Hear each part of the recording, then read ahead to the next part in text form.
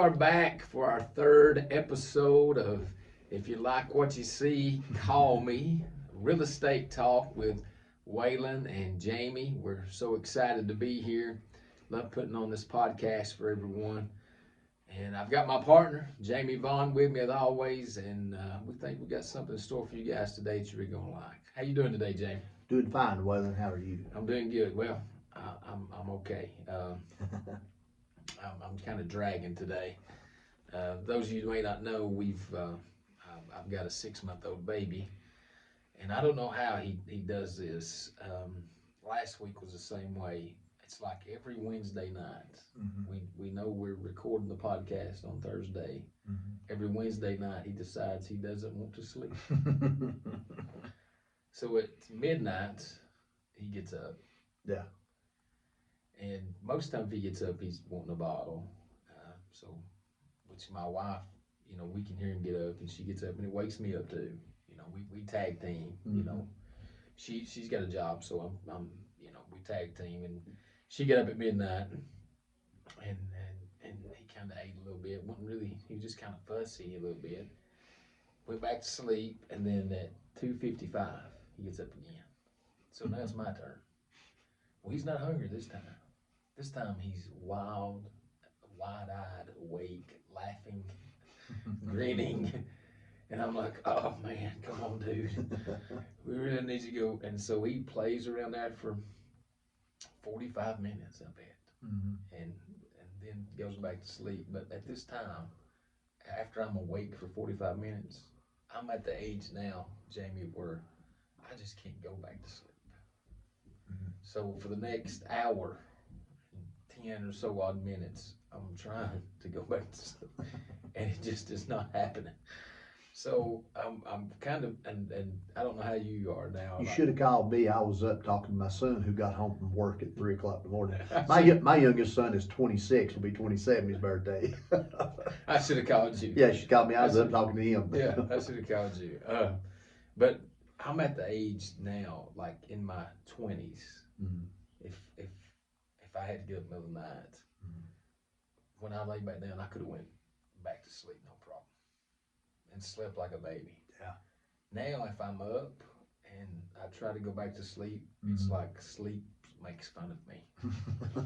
It taunts me. Yeah. It doesn't get any better as you get older. Yeah. So I think I'm operating on like 3 hours of sleep, because we normally get up at 15 after 5 anyway, because Yeah. we get ready for school and stuff. And so today I catch myself like I feel like I'm in a zombie mode. I'm going through the motions, but my Yeah. brain's like still catching up, and Mm-hmm. my eyes are burning, and so I'm like, oh, dude, yeah. I wouldn't make any big financial decisions today if I were you. I'd wait till tomorrow and have a little bit of sleep. Okay. Yeah, and he done the same thing last week. He normally Yeah. sleeps fine. I mean, he normally gets up one time and Mhm. he eats, and then he goes back to sleep. Mm-hmm.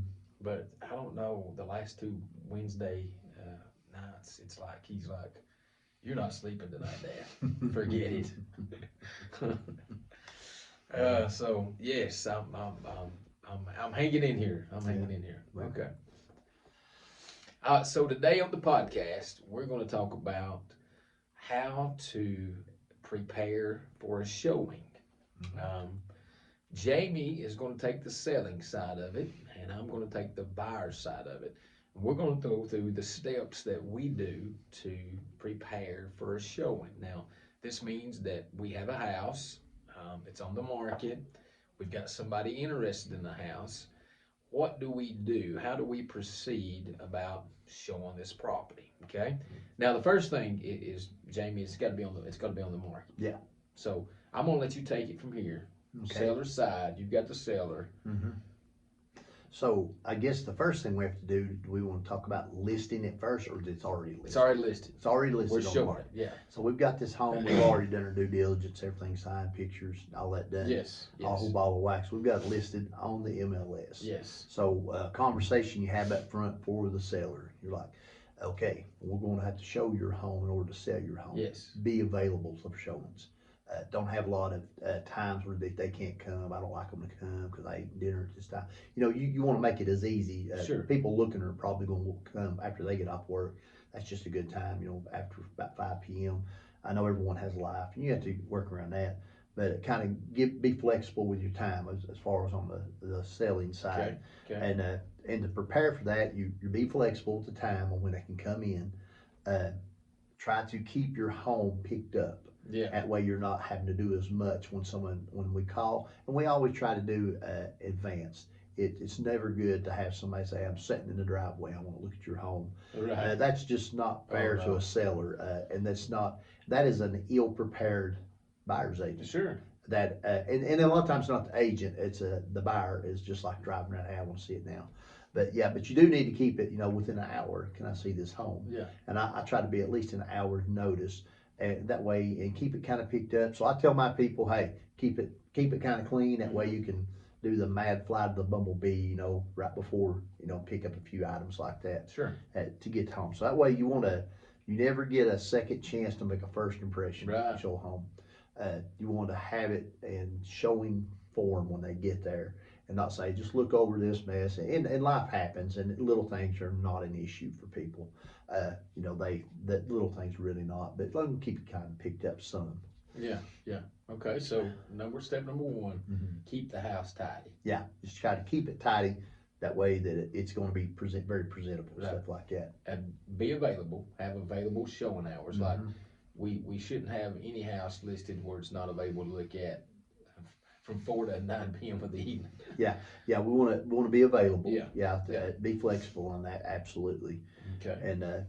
And in preparation for that, you want to, if there's anything need to be touched up, paint, stuff like that, you have that done in advance. Sure. You've already got all that done as far as that goes. And if you have any pets in the home, people will say, well, my dog's really friendly, or my cat is really friendly. It's better to have those pets taken with you when you leave, so that the buyer is not come in contact with them, if possible. If at the very least, have them crated in a crate where they can't get out. I've shown them have great family pets. You know, I had a little dog. They actually had a sign when you came in and said he loves to play ball, and I had a ball laying there, and we actually played ball with the dog. Had a wonderful time, and that was great. But some buyers are afraid of animals. That's right. Whether it be a cat or a dog, some of the people are just afraid of animals. So you want to make it as easy for everyone. Yeah. You want to make sure that everyone feels welcome looking at this home. You want to sell this home, and you don't want to isolate someone out who wouldn't want to come because of that. Mhm. So I would say first thing, you know, if you have any pets, you know, have them, take them with you, or at the very least crate them or something. That's the best option to have, you know, so that they're not in the home during the showing, to be something to do. Like I say, you keep the house picked up, you have it available, you turn on, you can, and don't be surprised if someone leaves some lights on. Yeah. That's not really a big issue. Some sellers they'll say, hey, they've left all the lights on. But, you know, to me, that's a small issue. We can come in and you're coming right back, we'll turn those off. Yes. So no big deal on that, as far as on the selling side. But yeah, that's the preparing to show. You will present the home. The buyer comes in. They tour the home. They have a lot of questions, and they'll be asking their agent, and your agent be asking the listing agent, and so that'll probably how that it goes about. But that prepares you for the next step of what the buyer starts having other questions. But I have that prepared in advance. It shows well, and you're prepared to answer questions later. If they have more questions. Okay. So the house is ready, and it's on the market. It's available. And so now we have a buyer that is interested in the home. Mm-hmm. So I'm taking the buyer in this scenario, and I'm going to hopefully represent the buyer. And we had a podcast earlier about signing the correct forms, and so we've got an exclusive buyer's agreement. So we've got that covered. So the first thing that I do when getting ready for a showing is I'm going to look at the property disclosure. Yes. It's the disclosure